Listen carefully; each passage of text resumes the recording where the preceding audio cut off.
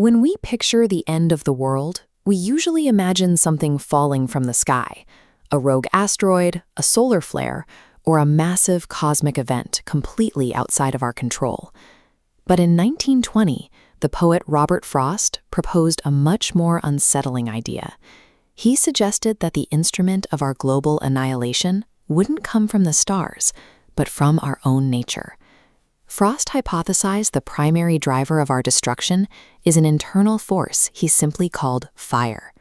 Look at the first 4 lines of his poem. Some say the world will end in fire. Some say in ice. Somewhat I've tasted of desire, I hold with those who favor fire. Frost explicitly identifies the heat of fire with the heat of human desire. In this context, fire represents an active, ravenous state.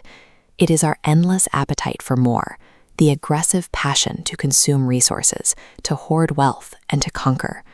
This kind of desire behaves like a wildfire. It requires constant feeding, escalates rapidly, and burns through its available fuel until nothing is left but collateral damage. Because a fire that consumes its own fuel is inherently terminal, Frost positions this aggressive greed as the most immediate and obvious assassin of human civilization. However, intense passion eventually hits a limit. No fire can sustain itself forever. This leads to Frost's terrifying secondary hypothesis. He considers what happens to humanity in the cold aftermath, if the world were forced to perish twice. He shifts the focus in the second half of the text, writing, "But if it had to perish twice, I think I know enough of hate." Frost's hate moves with a different energy. It is a state of chilling, passive indifference, a systematic, quiet withdrawal of all human empathy. This chart shows how these forces operate on separate timelines. While desire is a sudden, vertical burnout, hate is a creeping, horizontal plateau that never stops expanding. As apathy expands, it isolates individuals and severs social bonds, freezing progress into a permanent standstill. The danger of this indifference is its efficiency. Because it requires zero energy to simply stop caring about others, it is an inexhaustible force that can outlast any fire. While the flames of greed might tear down our physical world, the quiet glacier of indifference is what permanently extinguishes our humanity. This leaves us with a difficult question. Is passive indifference actually fatal enough on its own to end everything? Frost spent his life observing the quiet cruelties of human behavior.